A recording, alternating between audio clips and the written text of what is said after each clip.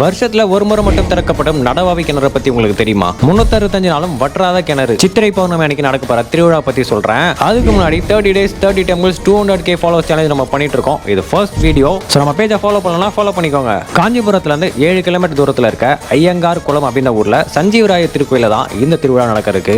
வரப்போற ஏப்ரல் 13ஆம் தேதி ஞாயிற்றுக்கிழமை அன்னைக்கு வரதராஜ பெருமாள் இந்த கோயிலுக்கு கொண்டு வருவாங்க. இந்த கோயிலுக்கு பக்கத்துல இருக்க நடவாவி கிணற்றுல தான் அந்த உற்சவம் நடக்க இருக்கு. வரதராஜ பெருமாள் ஒரு இரவு மட்டும் இந்த கிணற்றுல இருப்பாரு. அவருக்கான சிறப்பு பூஜைகள் எல்லாமே இந்த இடத்துல நடக்கும். வருஷத்துல ஒரு முறை மட்டும் தான் இந்த கிணற்றுக்குள்ள மக்கள் அனுமதிக்கப்படுவாங்க.